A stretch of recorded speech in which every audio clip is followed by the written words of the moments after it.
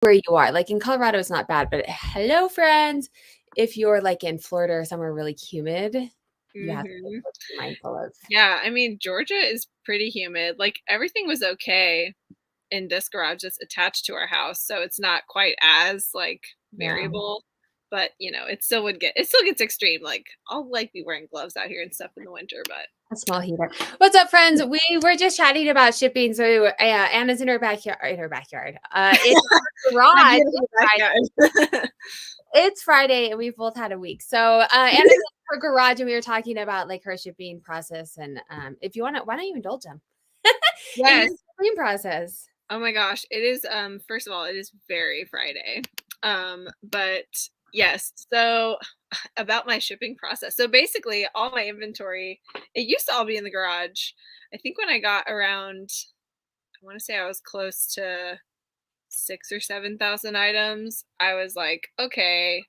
At that point, I took on my first like basically estate clean out, which I've only done a handful of those, but I was like, this is gonna make or break my storage situation. So whenever that came around, I was like, okay, there's no longer gonna be room for all the inventory in the garage. And so I got storage units to store like vastly most of my inventory. There's a few like smaller things back here on the shelves, like with hell pins and stuff, like little stuff, because I don't want to stand in the storage unit like looking for those little things.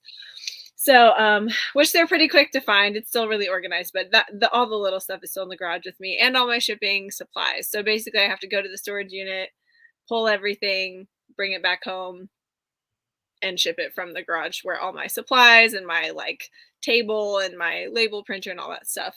And Um, then if you forget something, you have to go back. How far is it to the storage unit?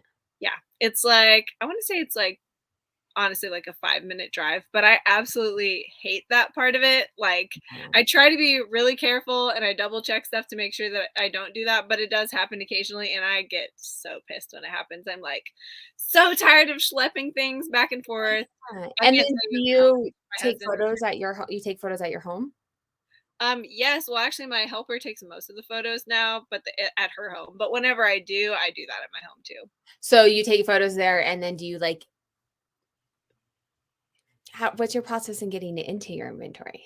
Because I'm thinking, I know part of your process is by hearing all of this out. People have told me like I am packed at 2,000 items. Like I can't because I'm in my house. Like we have found my husband's like, well, we can Yeah. do it in the living room, and I was like, I'm not having inventory in the living room. No, that's I good, don't want Sarah. that life. Stay Yeah, away and from he's your like, inventory. Do not live among it. It's not good. right, I want to separate it. And so he's like, well, and so people have said get a storage unit. And I think about all these things and I'm like, I don't, especially with my lifestyle, it's not. So you Yeah. take photos or your helper takes photos at your house Yeah. and then it gets a SKU there and then you go put it in the bin as you list. Yeah. So the individual items don't have a SKU. It's just they have a bin number. So like for example, like what normally happens now because my sister-in-law does most of the photos, like I'll like the other day I did some myself just because I just happened to have some stuff on hand, so I just did it. But most of the stuff goes all through her and then comes to me. And so she will like log it, make the title, take all the photos, upload the photos into drafts, and then it's already in that bin with that number. So like in our inventory log, the bin number is already there. Or she might do like A, B, and C, and depending on what number is next, like I keep track of that. And so then I'll change A to like, bin 450 or whatever. And, just put it in the spreadsheet that way, slap a label on the bin, and then it's already there. So by the time I take it to the storage unit, it is like I have finalized the listing and like priced it and made the listing go live, and I have put the number on the bin. And then so by the time it goes there, it's like done. It's like lives out there.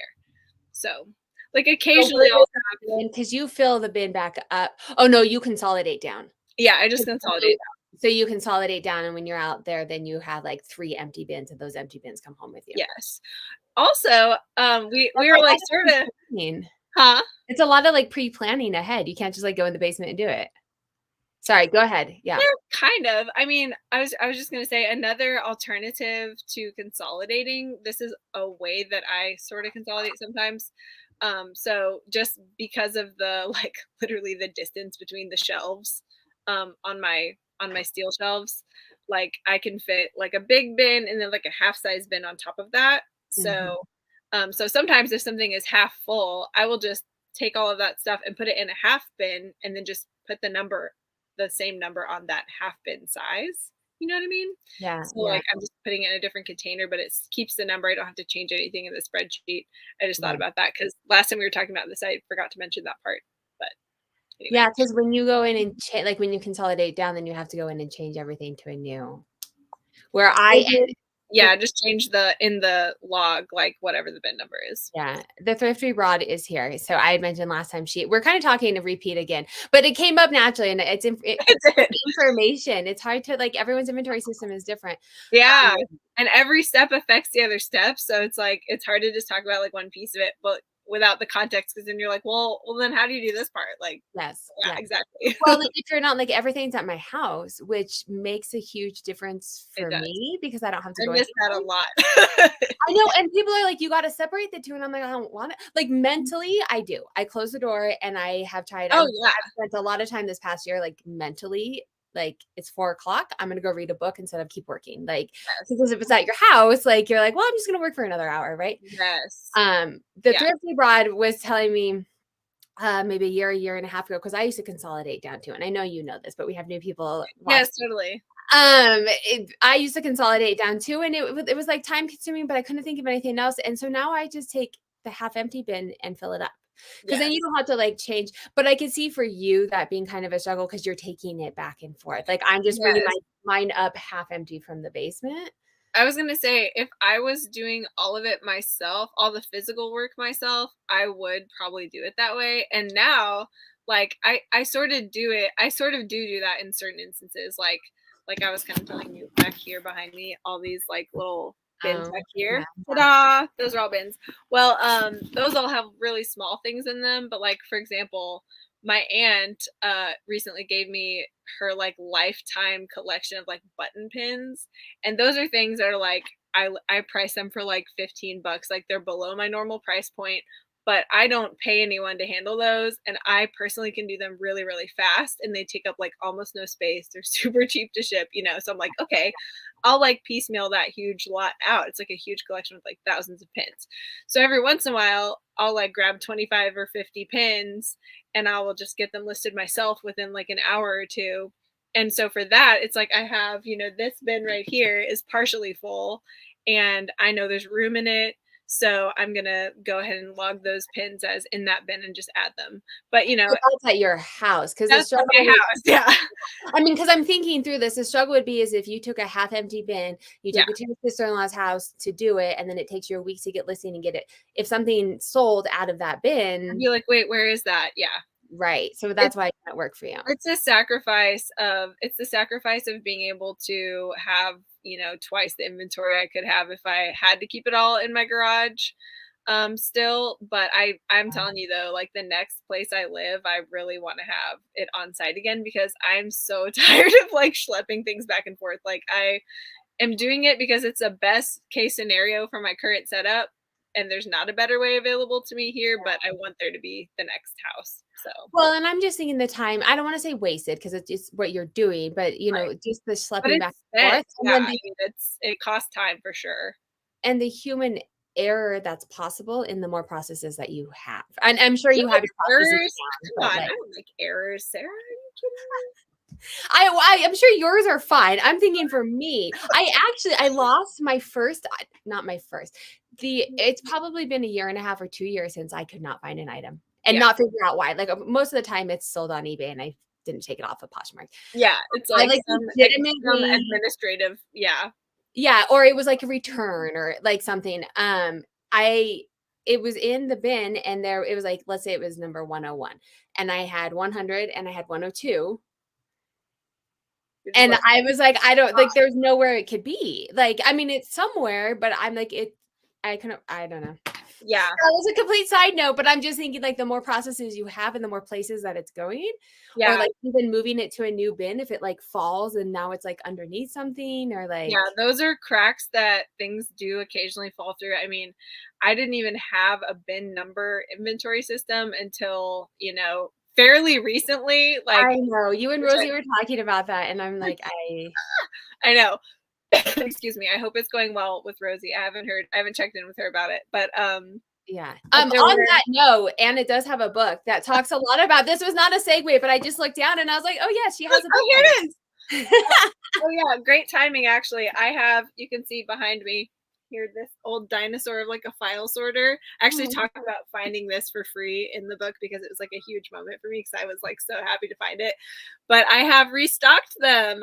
They like ran out for a while, and so I now have like 20 copies again. So anybody wants one, they're available. And I will sign them. I'll write you a sweet little note and ship it to you. oh, mine's not signed. It's not.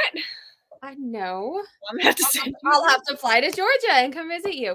Where's This is a general sorry, I didn't mean to cut you off. This is a oh, general no. Q&A as well. If people have questions in the chat, we're just checking in, talking general reseller chat, things that happened with us that we think other people might find value from. But if you guys do have questions, feel free. Anna, if you're new, Anna is strictly an eBay seller, but she has 12,000 items and it's her full-time income. It's my only income. I make Your main jam. I think that's what we yeah, right. yeah. But I only work, I mean, this week I've worked like 5 hours because my kid's schedule this week is just ridiculous. But um Flexibility is beautiful. I love it. it's nice to be able to, like, this morning they had their fundraiser fun run that I went to go see, and then we got a bunch of donations. They have an outdoor classroom. People bought picnic tables and sheds. Oh. Well, we put them together, and that is not my jam.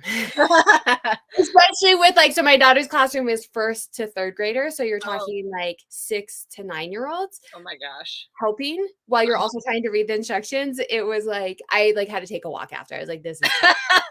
But I'm glad that I was able. There were 6 parents that got to do it and help out. And Yeah. most of the kids were like, this is the best work cycle ever. It's so much fun. We're actually learning things and doing stuff, and so proud of their work. Which You're is like, great. oh, I know.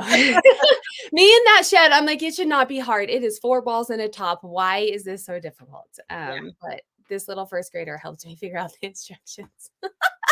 I love Like, that. legitimately, I didn't like You're like, what? What are yeah, you I was like, "Can you" he read it and he was like, "Well, this is what the picture looks like. You have it upside down." And I was like, "You're right, 100%." good spatial skills, kid. Good job. That's funny. So you are back from traveling, right? I wanted to touch base a little bit too, because I have questions. If you guys are members, I do have a couple members here. Thrifty Broad is here. Welcome. Carrie is here. Randy's a member. If you guys are gold members, we talk. Oh, sorry. We're talking, like, building consistency. That's one of the biggest issues that a lot of people have, is the consistency. And I Yeah. think it also goes into, like, when you're traveling, like, you're back from traveling, but were you still listing consistently and trying to keep as consistent as you were? And what are, like, some tips and tricks that you have Yeah. while you're traveling, but also just normally to stay consistent? Yes. Well, yeah, I was gonna say it does get a little extra like off kilter. Sorry, I hate seeing the glare in my glasses, but then I can't read. So um I think traveling puts me a little more off kilter than usual. Consistency is something that my general brain and personality wise, like I struggle with, but I find it really helpful to identify like at what altitude I have consistency, right? Like, am Mhm. I listing things consistently every 30 minutes? Am I listing things consistently every day, Mhm. every week? Like, what does that mean? Because I find that when I can define like what consistency I'm going for, then it's much easier to like measure and kind of assess how consistent or not I am. So anyway, that's my No, that's a good point, because I think too, like, having a goal, whatever it is, knowing if you don't know what your yeah. goal is or what you're tracking, then you like, how are you ever going to get there? Yes, and sidebar, I have a clinical psychology background, and I can tell you that was my previous life. And I actually still have a license, so it's kind of my current life too. But I'm not practicing right now. But our perception and our felt sense of how consistent we are is like wildly subjective for most people. And so, it's important to like respect and honor and, hold space for like how you feel about things and how you perceive things. But for me, I find I know from experience and from comparing like the measurable things to my implicit feelings about stuff, like kind of how accurate or not that tends to be. And So so do you anyway, find, like, making lists or, like, writing things down? Like, so what I'm hearing you say is, like, what you're actually doing and what you're perceiving you're doing is yeah. vastly different for most people. Yeah, they can be, and it's like Okay. sometimes you might be, more on target and sometimes not. I actually have an interesting piece of data I want to tell you about later that kind of circles back Yeah. around to Oh, this. go for it. I don't know if I'll get to it. Go for it. Well, Throw it all I in. was just gonna say with as far as, like, what I was doing while I was traveling, I was back Yeah, home in the yeah. Midwest visiting my family, and so I did continue I put on time away, which was great. I Mhm. did continue to list, I didn't do, like, a set number of things every day, but I had a bunch of drafts just, Hold like, on. waiting. I hit sorry on accident, so say that again. I didn't hear it. Oh, I was just what's the last thing you heard? You were traveling away, you had time away on okay. Yes, I had time okay, great, yes. I had time away on, and I had, like, a bunch of drafts just sitting there, so I didn't necessarily do, like, exactly 10 things a day or whatever, but I would, like, sit down and get some listings up every day, and some days it was, like, maybe 5, and some days it was, like, maybe 20, but for me, it was, like, consistent that I was doing at least some every day, Okay. and that was it seemed fine. I could tell there was, in the first couple days of time away, like normal. Um, Normally when I've done it in the past, like it was slower sales. And then the closer I got to the end of the time away, the more normal and better, the numbers got. Yeah. So that was kind of good. That was like what I was hoping for, what I expected. Is that Um, how your listing is normally? Like, your consistent listing is every day, not always the same number every day? Do you have, like, a listing weekly goal or um, well, not exactly, but again, it's like if I'm doing like some amount within a range every day or like every weekday, that's really what I go for is like every weekday. So, like I've, heard from a growth advisor before who said, don't ever go more than like 3 days without listing. So I pretty much take that as the weekend. I'm like, okay, well, Saturday and Sunday, I'm probably not going to list anything, but sometimes I do if I just feel like it and the drafts are low hanging fruit and they're sitting there. But yeah. but a lot of times, and this is where it's kind of like, what's your own, what kind of like makes you what's satisfying to you versus like what's like a raw number arbitrary goal. Like for me, all of my stuff, all my drafts are uploaded in terms of like what bin they're in. So like if I have a bin that has 20 things in it and I'm sitting down to list, I'm probably going to list that whole bin because it's only 20 things. But, if I have another bin that has 50 things in it and, 15 of them are clothing items and the other, oh my gosh, math, 35 are not, I might just do the clothing on that day and then the next day I'll do the rest of the bin. So to me, it's like I sit down and go like, what feels doable today?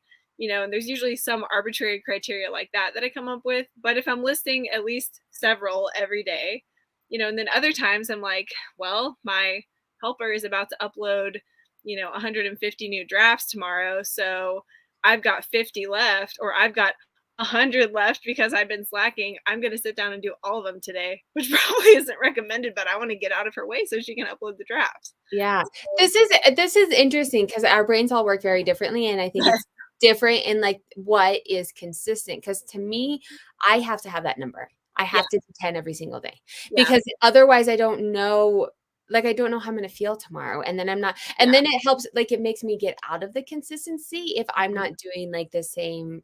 I did get off of the weekends, and then we talked to Valerie at eBay headquarters, and she's like, "You have to list every day," and I was like, "Even weekends?" And she was like, "Well, I mean," and, like, she She's didn't say like, you I hate have to tell you, to. but yeah. Yeah, Yeah, right, and I was like and I already have the drafts. Like, I have drafts in there. I just was yeah, like, I do it first thing, like, I'm still laying in the bed when I yeah. do it in the morning. I Finally mean, my learned. kids are yeah, it takes me, like, 30 seconds a draft because 'cause they're already done. I Yeah, just want them first thing in the morning to be done with it, and it is, like, every single day the same number. yeah, Like, during the summer, it was 8 because I didn't have enough photos, and then if I want to sell more, but mostly it's, like, 10 to 12 a day depending on yeah. how much inventory I have, but it's, I like, the same every day. Where, I like, what find you're doing, it mostly drives me unless they're really time intensive for some reason, like they're things I really want to research some more or like something like that.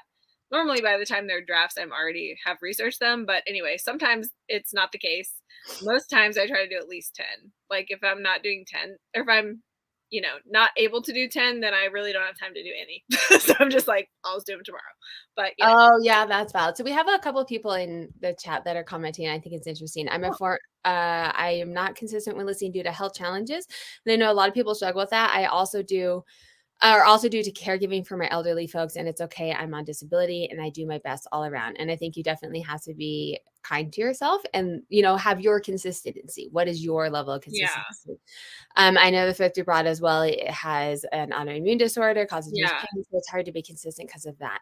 And my consistency is children. Yeah. They're not consistent at all. I was telling my husband, typically I have like 15-ish hours without them.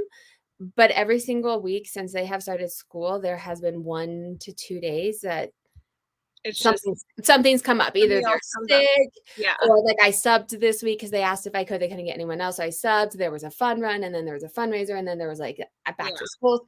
And so it's not even that. And so for me to stay consistent, I have a month worth of drafts ready, Yeah. and I have, like, 3 weeks worth of YouTube videos ready, but it takes a lot of time Yeah, to that's a lot of right? it is a lot of prep. I mean, I write down everything. Like I write down so much stuff. That's the only way I stay organized. Um, but I think there's kind of two layers of consistency of like why consistency is important, right? One is the almighty algorithm. Like it's good for our businesses, but I'm a big proponent of also like what's good for you and your life because your business, shouldn't run your life. You should run your business. And so for me, like the consistency that I feel like consistency and sustainability of running the business are very closely related for me. And Mhm. so whatever level of consistency kind of like works for me as the runner of the business is going to have to be good enough for the algorithm, like That's right, because you can't otherwise what happens is you do this hamster wheel and then you get burnt. yes. Which is the first couple years is what I was doing, and then finally it, like, dawned on me to, like, get ahead, and at first it was a day, and then at first because now when, like, Yeah. I have not shot a YouTube video this week. I Yeah. just have not had time, but I don't feel stressed out about it because, last week I shot 6 Yeah. because I knew like, I didn't know this week was going to be crazy, Yes, but I knew totally. that it was gonna be crazy because that's my life, and so that allows me a little bit of the, like, less hamster wheel for me, but to still know that I'm being Yes. consistent. But I know it doesn't work for everyone. I know everyone doesn't bank drafts, and Yeah. it's different for everybody, but that's come up. What was your data point you wanted to talk about? Now you said you had like a Oh, data point yes. for me, so I'm like, well, what is Yes, it? I do. Let me chime in one more thing about that, about Yeah, consistency yeah. though, and being ahead also. So I don't even know if I have ever told you this, but I actually also have a podcast and we haven't worked on it since basically, I don't know, it's been a couple of years at this point because when COVID happened, my co-host moved and we both had a lot of life stuff happening, but we do want to get back to it. But it's called the Doing Scary Things podcast. And I'm bringing it up. We have a couple seasons of it, a lot of really cool interviews with people who are doing their scary thing in their life.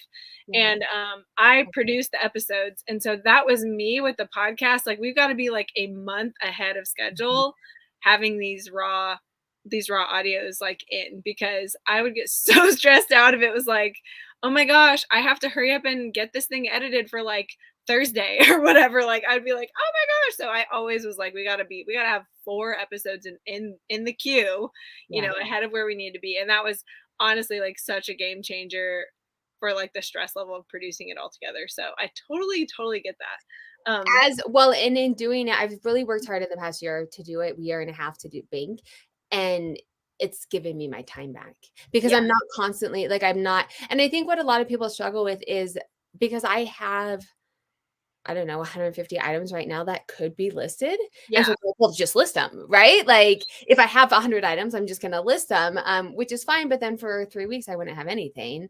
yeah. And the all appeasing algorithm, right? Like, Yes, right. And you're like, it's not worth losing the momentum, just to I don't know. I understand that though too, but like when you do have a good rhythm with your store, like I would understand that. I was a lot more like that when I was in super like build up mode, right? But now I'm like we're looking for homeostasis now. We're looking for replacing the value of the items instead of the number of the items selling through. Like, mhm. thinking about replenishing the stuff a different way. Like now that we're in that more, it's like it's not as important to just be like that urgency of like, well, every available thing needs to be listed as quickly as possible. Like, yes, it can't sell until it's listed, but also that's why we have a good foundation already because we can afford to like pace ourselves. Well, and I think some of the listing, and this is where everyone is different, but for me, Yeah. like having those numbers it tells me, okay, I need to do this many photographs this week. I need to do this many listings this week. I need to do, so it helps you like manage what you need to do. Otherwise, you just kind of Yes. look at everything and you're like, oh my God, that's a lot of crap. I'm going to go It's take just overwhelming. Yeah, and you're like, "What whose time is gonna be doing this?" Like, all my it. time's already spoken for. Like, it's yeah. And to me, if I like break it into small mini tasks, I'm like, okay, if I so I list like 84 a week now, and I'm Yeah, like, that's 84 photos. That takes me 3 hours. I can do that in the morning. And then right, it's and not scary, right? And now no. I'm like, that's like 1,000 items behind me. That's a lot. Like, Yeah. whoo. Like, la, la, la, la. Yeah, Right. And I think that's where death piles kind of start too, right? Because yeah. it's just like so much. But I Um, will say they are finite, and you do like, when you can know how much time it's gonna take you to do stuff, it's so freeing because you still get to mhm. choose when that time is spent, but, like, it's just not this, like, amorphous blob of overwhelm. Anyway. Yes, agreed, agreed. How do you list a lot of similar items fast? Well, I will tell you, if you don't mind, I Yeah. just did this with all those button pins that I was talking about earlier. So, they're not all identical. It's not like multiple quantity. It's like they're all individual button pins, but they're all going to be in the same category. They're all going to have the same shipping policy, stuff like that. They're all used condition. They're from a collection. They're vintage. So I would make one like listing draft and I would copy it basically and bulk list them. So this is literally the process that I just did. I go and I make one draft for like, a pin back, basically a collectible pin back. And then I fill out all the stuff in there that's going to be the same across all of those listings of similar items. And then I just literally copy the draft and I make 50 copies. Okay, well now I'm going to go pull 50 pins. I'm going to take the Mhm. photos. For me, for whatever reason, it's easier because I like them to be square. So I take the photos and then upload them into the drafts instead of taking them directly in the drafts. I don't know why. It's slow. Even is too slow. I've timed it. Yes, yes, that's it bothers me. So I do it that way, but I'll go and I'll take all my photos, open a draft, upload the photos for one pin, save it as a draft. And then basically once I get all the photos in, I go to all the drafts and I bulk edit them to do the titles. I put in the titles there. And then Oh, you bulk. Oh, okay. Because then you don't have to open up each one. that's right. All I have to do is like type in the title that I want, or usually it's adding on the base. So I might say like vintage, pin back. I don't know, like I don't even know what I said, Go vintage down novelty instead pin of. back or something, and then add the specific information. Maybe it's the color or the shape, or if there's writing on it, what the writing says, or whatever. And so I will go add in the rest of the title, and then I just hit list, and they all get listed 50. So like Yeah. I did And that yesterday, and it took me like not even 2 hours to do like 50. that's smart to do it in bulk edit because, and this is like, it doesn't sound like a lot. This is with like bulk shipping. When people don't use, do you do bulk shipping? I can't I remember. don't, but Yes. I Right. have So here we tried. go. Here we go. Because it's only like you have to open up and you're like, oh, well, it's only 30 seconds, but 30 seconds for 10, 15, 20, 30, 50 Yes, items, it adds up really quickly. So the bulk it editing is does. smart. If you have items similar enough, I think that you Yes, can do that that. is why I don't do bulk shipping because I always have the most miscellaneous possible type of things. And I do put in like all my shipping dimensions and stuff. I eyeball them, like I You can ballpark. change the shipping in bulk shipping. I know, but I have done this before. And if I did have all similar things, I'd probably do it. But what happens is I have to go and I'm like choosing, I don't know, whatever I'm putting in the exact weight, I'm choosing the shipping service, blah, blah, blah. And by the time I got down to the end, the page timed out and it erased everything I had done. I had to start. Oh, really? Yes, because I was How long trying to. ago was this? This was like earlier this year because I was like advised like I should start using scan Mhm. sheets because I probably seem like a huge jerk to my mail carrier because they have to scan like 40 or 50 Mine things. doesn't like them though. Yeah, mine.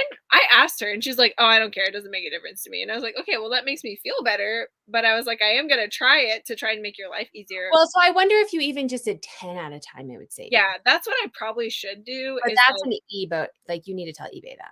That's a problem. yeah, I did actually when we were out there. I told Okay, them I good. was like, "I tried," and I was so mad because it took me hours to do that. I Yeah. had like, 50 plus items and it erased all of my work And then I was like, screw it, I'm going one by one because that's what I'm used to doing. And I know Yeah. how to do that fast, but I'm sure it's not as fast as if the bulk shipping thing worked. If So you did like 10 at a time, I didn't realize that it turned out. That's no, but that's a good suggestion though, like, because I always do have like, okay, here's all my things that I know are going first class. Here's all my things that are clothing or whatever. These are all going to go in flat rate envelopes. Like I can probably look at my list of solds and see like, okay, I could cherry pick out all the ones that are probably the most similar and so try that. That makes sense. you don't enter in shipping before when you list it? No, I do, but a lot of my shipping policies are like it's priority or UPS or FedEx, and I don't know which one is going to be the cheapest because I'm on the East Coast. Oh, If it's going to Seattle, it might be cheaper if it's UPS, but you okay. know, Yeah. there's just all that little like stuff You that's sell a lot of different things too. It's much easier for me because yeah, it's like this which weighs is under a pound and I live in the middle of the country. It's going to cost me $5. Boom. exactly that's where it gets me is because I can't blanket Yeah. most of the things, But anyway, Well, so okay, let me so say, I don't do my own listings, but when I did, and I know some best practices, and it depends. Like you have a lot of miscellaneous things, so I don't think this would work so well for you. But like I do all women's clothing, so you can have like shoes or boots, or right, you right, can create listing templates. To yes, where basically what you did, but it would be a template. And then anytime that you listed a vintage pin, you would pull that up and all of your like listing policies would be the same. All of the things that would be the same on like for me would be like a pair of boot cut jeans. And I could list everything out. And I could even have it where it's like a pair of boot cut jeans, size 8, like all of it, things that I list over and over and over again if you're pretty niche down like I am. And then you just pick the template and you do it.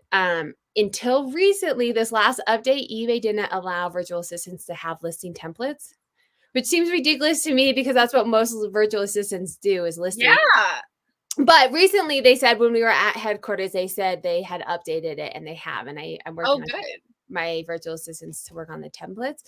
Yeah, Um, but they were just doing sell similar, right? So like they would find yeah, an item of mine, which I think most people probably do, but the bulk edit if you're doing a bunch of the same thing is yeah. pretty genius. I think we did have a question. I am gonna say, friends, if we're talking and you have a question in the chat, if you want to put question or if you want to do like a super chat or something, just so I can see it, because sometimes it takes a minute to read through and see if it's a question or if it's just you guys chatting. For beginners like myself, I'm 2 months in and I'm on the path of being an eBay top rated seller. Congrats. But my question is, how many items should I list a day? I mean, I'll let you answer and then we'll see. How many a day? Yeah, I mean, I think, I think, it depends. But okay, generally, I would say you're beginner-ish. You probably have a lot of energy still, but you're probably also on some learning curves. It would be helpful to know if you do sell in a niche or not. Like for me being very miscellaneous, I was trying to do 5 to 10 things a day because that was like doable. If I was doing all the same type of thing, I might say more than that just because it's inherently going to be a little more streamlined. Um, but even when you're photographing stuff, if I'm going from photographing a thermos to a pair of jeans to a pair of shoes to like a library book, like it's just like a lot of switching.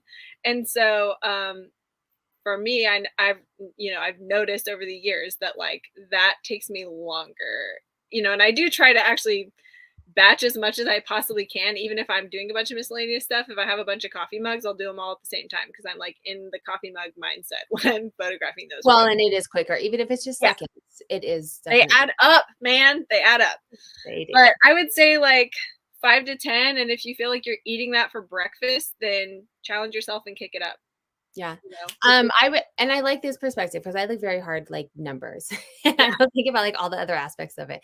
And so I think it depends on what you can manage, right? And like yeah, what your end goals are. If you are going to be like, I'm going to do 30 a day, and then in a week you're burnt out and you just don't do any, right. that's probably too many, right? Yeah, Um, it's a numbers game to me. What is your end result? And if you guys watch my eBay store reviews on Wednesday, if you didn't, you can go back and watch them. But I do the golden formula for resellers. Like, what is your end goal? What do you want your gross to be? How many actives do you need to get there?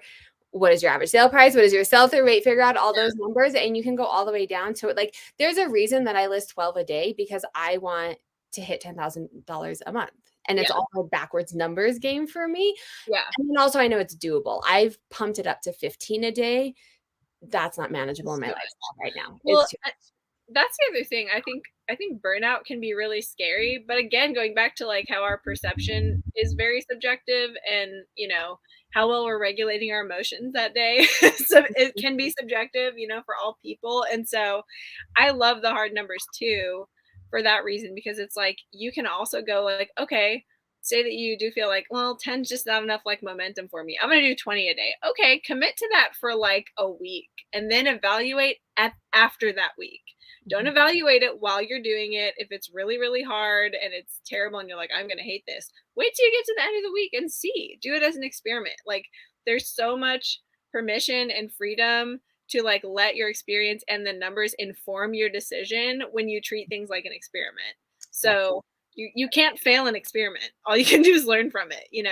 Oh, I like that. You can't fail an experiment. I like that. It is, and it is a learning process. What's going to work not Yeah, only to get your numbers goals, but then also something that you can maintain and build consistency at. Because if you can do 20 for a week, but you can't keep it long term, then it doesn't really matter. I mean, yeah, it does matter for that week. But if you're trying to make this like a business, you have right. to build it in a way that you can maintain with it. I know you had a couple questions, or did we get to the data point or we got We sidetracked? didn't. I'm gonna tell you, I promise. I just gonna tease you the whole I time. know.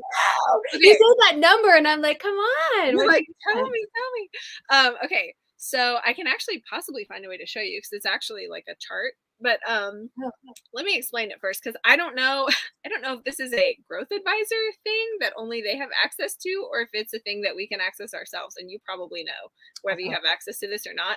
But Yeah. basically, I'm working with a promotions advisor right now. We're just checking in every couple weeks, seeing how our strategy's working, etc. But I met with her this week, and she sent me this little handy dandy like line graph in advance, and it was the last 5 years of my sales, my gross sales, but it was broken down by every week in the year. So this is like week like 42 or 43, I think. Have you seen that? A chart like that? We don't have no, that's You don't have probably real. access to that? Okay. Well, I have Um, oh wait. not for 5 years. Oh, right, Am I right. frozen or Yeah, well, might have been me, but so we don't have it for 5 okay, years. no, but there was somewhere where you could look at like you want the gross number? Mhm. Okay, keep And talking. Let me see if I and can specifically like broken down like week 1, week 2, week 3 through week 52 of the year. That's what it was. And I thought it was super interesting because again, right? Like I've been doing this for 5 years and my perception of the last couple months was like, oh my God, this is so much worse than usual.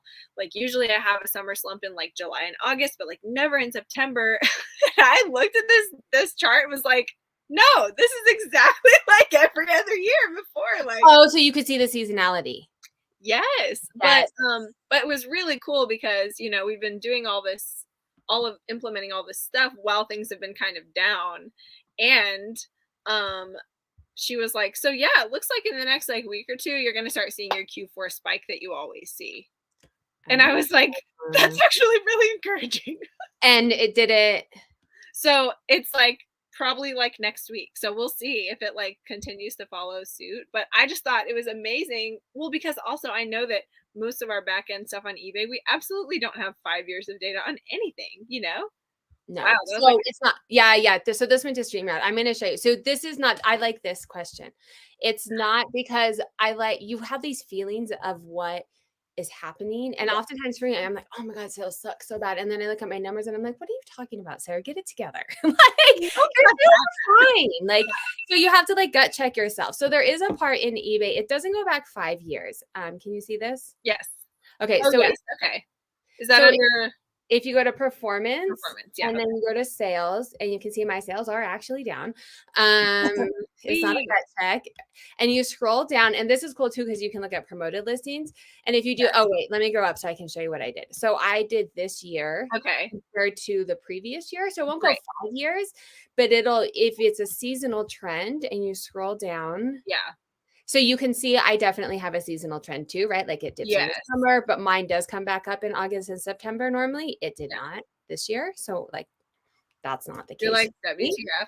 Well, yeah, and I mean, honestly, especially the last couple of years, the patterns have not been as typical, but they are still there loosely. And so that was helpful to see because my perception, of course, all of our perceptions just went into some rabbit hole when COVID Yeah. happened, I think. But Yeah. 2020, 2021, I was like, nothing is normal, nothing is predictable. And I had some major months like that too, where it was like, okay, this is the part where it's supposed to get better. And it did not, you Yes. know? Well, and the thing I find too is social media, and you're not on social media as much, I think a little bit more. I am. But it's probably good because you hear so many times people like, "Oh my god, my sales are suck," and blah, blah, and, like, when you hear over and over and over again, you're like, "Oh my god, mine too," and then I look and I'm like, "Wait, no, not mine too." Right. This is just people talking about, like Poshmark changed their search algorithm, and everyone Yes. my sales tanked, and it was awful, and I was like, "Oh my god, Poshmark, Yeah. like, why did you," I'm getting all up in the hype, and then I looked at my numbers, and I was like, "I'm doing better year over year on Poshmark."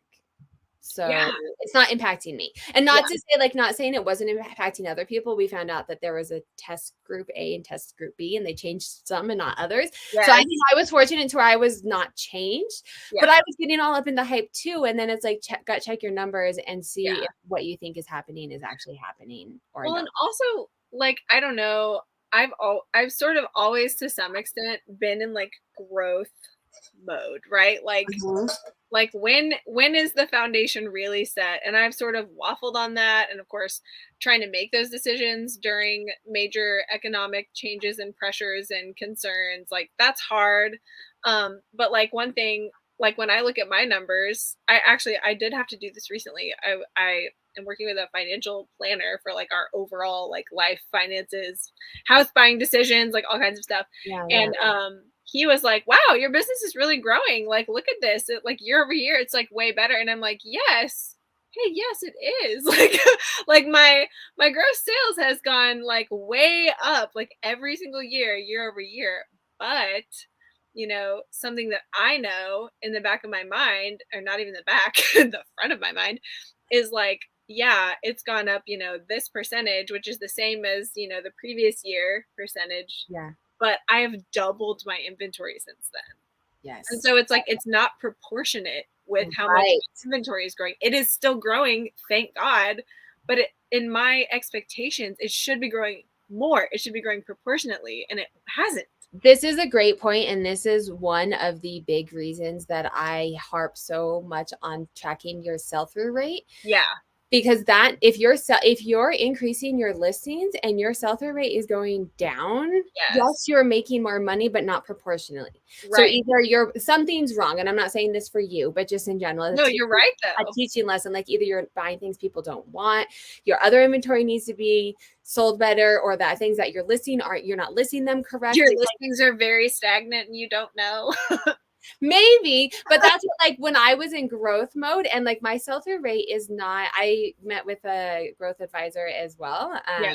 And he was like, "Yeah, your gross is down a little bit, blah, blah, blah." But then it gave the number of listings compared to last year. And I was like, "Yeah, but I have increased like I have 500 more items available now than I did last year, and my Yeah. sales are worse." Right. And he was like, "Oh, yeah." And I'm like, "Yeah, Yeah. You're that's like, the problem." so And true. Yeah. Yeah. if you want to know what it is, watch all my videos for the past month and a half, at least for me, because that's what I've been doing. It's been creating amazing content for YouTube. But that's what I've been doing is like it's not growing proportionately. Like I am making more gross, but it's not at the same level, right? Yes. And And my sell-through rate has been decreasing, which means there's something in the back end that's going on. yeah, the back end or the macroeconomics. I mean, Well, yes, right. So the back end, or both. something else. Yeah. The Yeah, market can impact it as well. that's what I've noticed too. And it's been an interesting like dive to try to discover like, well, what are the ways that I can have some influence over this? Because, so what if my, that wonderful total value of inventory number is over $350,000? I can't liquidate that overnight. Like I've got to keep running the store. So it's like, what can I do to kind of maximize everything? So Um, what are you doing? yeah, it's a good question. Well, I mean, there are some things. So I am probably, well, I don't know. It depends on how busy Q4 is with shipping. What I am hoping for is that I'll be so busy shipping stuff all the time that I won't have a lot of time to do any of this until Q1. Yeah, But yeah, which is the dream, right? Although that is, I hate like once I get more than 15 a day, I'm like, which is another reason that I want to increase my listings because I was like, I don't have the time to ship more. yes, Like I would like to make more, but then that also means I have to ship more. right. I know. I'm like, okay, this is why we're turning this large ship to, put better, more high quality, more high dollar inventory into the store.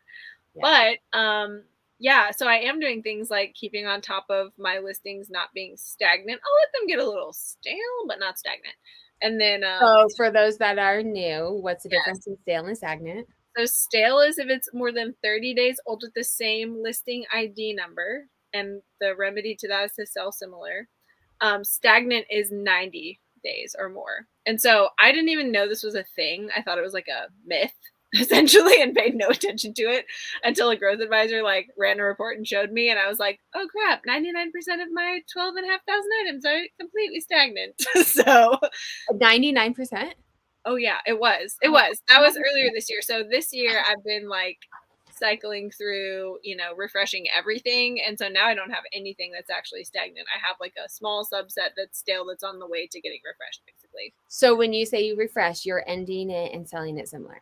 That's right. Are you changing things? No, but another thing that I do have control over that I'm probably going to do more of in Q1 is auditing my listings. And I have done some of that. I'll actually go, this is the first time I've ever used the custom label field actually, because I've gone in, I've sorted all of my active listings by like the most valuable first, and audited for like literally just make sure it's in the right category and not in an other category, subcategory.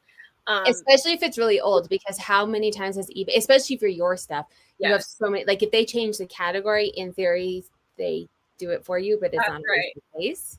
Yes. So it's taking care of any item specifics that are required or like actually relevant recommended ones. It's making sure my title is optimized. Sometimes it's making sure my photos are okay. There's a couple things that are really valuable that now I'm like, I really want to rephotograph that and I haven't done it yet. So there's stuff like that And to comps, me. Oh, go yeah. ahead. Well, comps too. So I do an audit every Oh, summer. yeah. I list less items every summer because I have virtual assistants. I take the summer off. I get as Yeah. many photos as I can so that I can draft. But so they sell work, and so I audit every summer. They make their drafts, and then I tell them to audit 5 old items Yeah. and go through and make sure it's in the right category. Check the comps again, right? Because if you had it for 3 years and the market's crashing, people are not paying what they, at least for my stuff, like they're not paying what they used to pay 5 years ago when I listed, not 5, but like when Yeah. I did a couple, go through and refresh, or like if it could be a sweater or a hoodie, put it under a hoodie this time, change some of the Right. categories and Shift it around. Yeah. yeah. I have never bothered to do any of that. I'm always like, well, I could do that, or I could list more new stuff that, whatever. Because I've been so convinced for such a long time, like, well, I sell things every single week that I did list literally 5 years ago, and it's for asking price, and so why not just sit on it? But I do think that in terms of like there have been periods of time where I've gotten a little lazy with my titles or whatever. I just didn't take as much detailed care. And Yeah. so, but I'm still not going to waste my time. So that's where I think it comes in, like sort things by value and do the most valuable stuff first, because that's going to be Oh, so you're doing it by value. yeah. So I've audited like everything that's like over $100, I think, already at this point. And so now it'll be like, a casual, like maybe I'll do 5 things a day or something, or have someone else do it. But that's also, if we're going to be moving at any point and I'm going to be like not adding new stuff to the store for a month because I'm like busy moving, I might like have my helper work on that instead or something. But somehow or another, that's a thing that I can have some influence over that is going to increase my chance of sales, for those items. Like that will directly help. Things So that you already have. And I think I did a video a couple of weeks ago. I have one of my big pet peeves in our reseller culture is list. And it's not, and you kind of touched on it too, like it's working and we watch social media and everyone's like, make more money, you list more items, which is right. true, but you're also spending more money. It's true, And but there's nuances.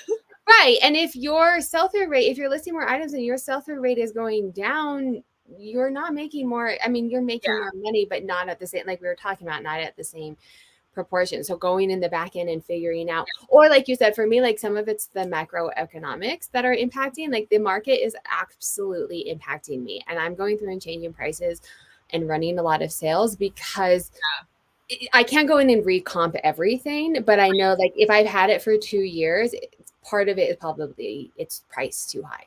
Yeah. So either going in a bulk editing and dropping everything like 10% or just running really large sales. The other thing, and I think the video released yesterday, we kind of touched on it yesterday or last week, but I was like, I have a video coming out. We can't talk about it. So for me, it's promoted listings. I used it about a year and a half ago. I did an analysis and I was like, should I use it? Should I not? I did it at 2%. And then I was running a lot of sales and putting the cost savings to the buyer. But I think what's happening, at least in my category, and I think most, eBay is really, really pushing promoted sales, right? They make more money. But it also like puts it different places, blah, blah, blah, whatever. Not getting into that.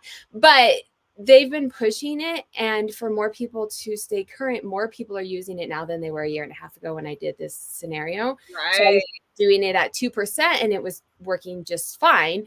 Yeah. But I bumped it up and I went crazy. I was like, you can go to 25%, right? Which to me is like, oh my God, 25%. But if you're going to give up that profit, why not get something for it? Right. And I did it. So I went through, and you guys can watch the full video on my, I think I released it yesterday. I go through the whole scenario and how to set this up for yourself as well and make a campaign to figure out if it works. But I went through and like all my old, I think it was like the oldest 100 items, I like super promoted it. And I'm like, yeah, okay. So I think my promoted fee was like 14% or something, which kind of was like, but I'm like, I've had these for a year and a half and they're not selling. I would rather lose 14%. And right, I still made the 76 or 86%. Yeah. I still made 86% when it was just sitting, right? And so I am using promoted listings. I'm trying to be a bit more strategic, like my older inventory. This is what I'm thinking. Let me know.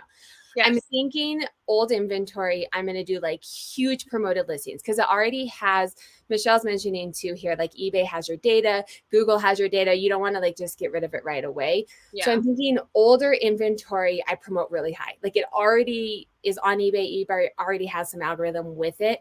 Promote it super high and see if I can't get it sold that way. Yeah. And if it doesn't sell that way after maybe like a month, then sell similar it. That's really interesting. I mean, I feel like a lot of things, not to just be like, that doesn't apply to me because I'm special, but it is hard sometimes. Yeah, no, we're different categories. Yeah, well, that's the thing. It's like all the categories. So I'm like, when I'm looking at it as a total store, it's like I could go in and look at that stuff per category and it'd probably be like a little more valuable information and not so like washed out in the averages. Yeah. But as far as a broad-based strategy, what we're trying, me and my growth advisor are trying is to do whatever the recommended promotion for the category is, plus up to 2% above that. Yeah. And we're seeing like, where is the sweet spot that it like makes a difference, but isn't overkill. And so we started with, recommended plus 1%, and it didn't make a huge difference. So now we're doing recommended plus 2%, and we're going to see. See, and I just went wild. I was like, recommended plus 15%. Yeah. That's what happens. And then like scale back. And you can still put a ceiling on it too. So which is what I did. I was like, don't do more than 25% because I can't. If you guys are watching, I'm going to promote like my oldest item that I just want to see. I'm going to promote it at like 80%. And see if it would watch, because I'm gonna do a video on it because I think it would be fun. It's gonna be like every other listing is like that listing. Yeah. Well, so I want to know if like at 80% if it'll actually sell or if it's just like this is a crap item, no one's gonna buy it no matter what you do, Sarah. Right. Thrifty Broad, which also she's in a very similar category as me. Yeah. She went to suggested ad rate. One thing that I'm wondering though, at some point we were talking about this on my live on Wednesday. It's going up. The suggested ad rate is going up because then I'm going to do suggested ad rate plus 1. Yeah. And then everybody else is doing that. So then that's the new suggested ad rate. And then and at some point it's going to have to cap out from a seller perspective. eBay could be like, sure, we'll go to 75%. We'll take all your money. Yeah. But at what point it's got to stop at some point, right? I think the answer to that is the old school barriers to entry of having very high quality listings, because nothing about promoted ads can touch the organic promotion that happens of your listing when it has higher quality. So like, yes, the promoted ads are helping obviously, but even like if you're promoting a really crappy low quality listing that has one blurry picture and no item specifics and 3 words in the title, it is not going to promote that above something that's better quality. Yes, which Like, is valid. yeah, so I think that that's important, because it's the easy button in a way to go like, well, I'm just going to throw this up and promote it, you Yeah, know. but if you have bad listings, That's you not, still have bad listings. yes, and so, and like that's not how we're necessarily using it, but it's like a lot of sellers probably will, because it's like easier and it's faster. So Yeah. I think that's important, to just like don't forsake the basics because those are going to help continue to help you in a way that promotions like aren't really necessarily going to get around. So So this is interesting because I think you do get some organic with having really good quality. If you do the yeah, listing quality report, you can see where you rank in your yeah, categories. And I tend to rank in definitely the top 100. And a top 100 for clothing is like top maybe 5%, yeah, depending on the category. So like my listing quality is really well, and I'm still having to do the paid promotions at trending to yeah, get where it is. And it's not because the listing quality, I think it's because of all the different places. What you're paying eBay for is to put it under. If you look at someone's listing, there's like 4 or 5, 6, maybe even different places on someone else's listing that they will put it for you. yeah, So even if you have a really good quality item, if it's not in 6 different places, that's 6 less chances of someone getting there. right. Right.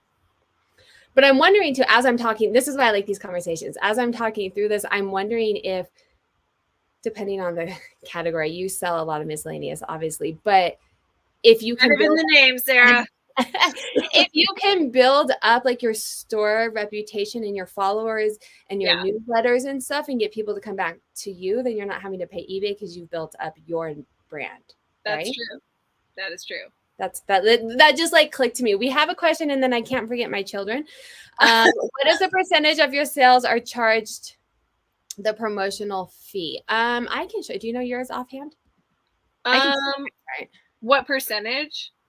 Yeah, because so if you, oh, I just ended this. So for people following, just joining, um, promoted listing, the basic one, there's 3 different ones. We're not getting into that, but they're the basic one. You pay a percentage, and you say, hey, I'll do 2%, but you only pay that percent on the items that sell. And so his question, as far as I can tell, is asking what percent of those are promoted. So for me in October, Oh, right? For me in October right now, I will show so you guys know where I'm looking. I'm still on performance. I'm still on sales. We're looking at a year, but actually let's look at, no, we'll just do a year. But you could look at like the day or whatever. For me in October, my loading 55% of my sales come from promoted listings and 44.8 come from organic. If you look in September, before I like went gangbusters with increasing my promoted listings, it was 32% were coming from promoted listings and 67 were organic. So I'm getting more sales from promoted listings yeah. because I went from 2% to um, the trending. I am looking at mine right now as well, because I was like, now I So understand. then, yes. So then, and I know you know this, but just for people, Yeah, yeah.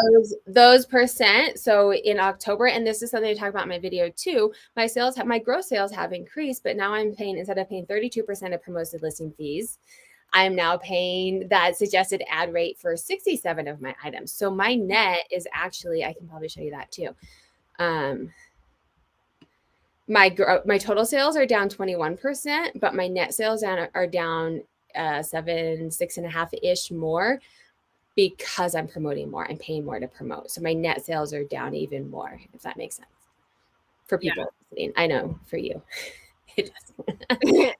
That, As you're looking for this, I'm not cutting you off, but I'm just going to do my little spiel while you find yours. Um, Anna and I are doing this every single Friday. It's kind of like a recap what's going on for the week. It's been very informative for me. Just bouncing ideas off with someone else and It's hearing fun. Yeah. what other people say. It is also a Q&A. So if you guys have questions, feel free to join us and ask those questions as well. We will be here next week, next Friday. So did you find your number? Yeah, I did. But you Okay. can keep going. Oh, no, that was it. That was it. I could keep talking if you needed time. So, well, I just looked at, like, I did the same thing, this year compared to the previous, and pretty much all year since I started doing promoted listings, like in the spring, because I would have it on like 1% or 2% or whatever, and so I just looked since I actually turned them on for real. Beyond that, like, and so what I do is the one where because I'm across so many categories, I do the one where it's like the suggested plus 1 or 2%, and the percentage of my sales that's been promoted has been between 70 and 80% of my sales ever since I did the From promoted? Yeah. Are your sales increasing? I mean, if you're getting 70 to 80% promoted and it wasn't that much before, your sales had to have gone up a lot. Yeah. Well, I think, and so here's what I think happened. So usually I have, like, it gets slow, summer slow down or whatever in like June, July, August, and, some point end of September, early October, it starts going back up. So this year I had no slowdown at all until August. So I think that's what happened, is that mitigated the Which slowdown. is good because then you're paying for it. And I do have to go get my kids. But this is one other thing I was thinking about too, is we don't pay marketing expenses as eBay sellers. Right. And so to me, I'm like, okay, yes, I'm paying a little bit, but I'm not. If I were a business and I was a brick and mortar, I would be, I don't know if newsletters and newspapers are it, but like you would be paying marketing. If you're slow, you would be paying marketing to get your name out there. We're not doing it. That's what we're doing with promotion. And we get to click a button. It's pretty great. And it only comes out if the item sells. I'm a fan, personally. Yes. And I mean, we have to pay a little bit more, but like we don't pay that. I mean, our fees. We also decide how much to charge for our stuff. So right. On that note, I do have to go get my kids. So we will see everybody next week. I do think I have a video coming out tomorrow. I don't know. I have a whole schedule. If you guys have questions, do drop those down below. Me and Anna will make sure to get them answered, or feel free to reach out to either one of us on Instagram. Both of our handles are linked down below. And if you guys want to buy Anna's book, it's for sale on her link down below as well. So it is. Thank you guys. Thanks, Sarah.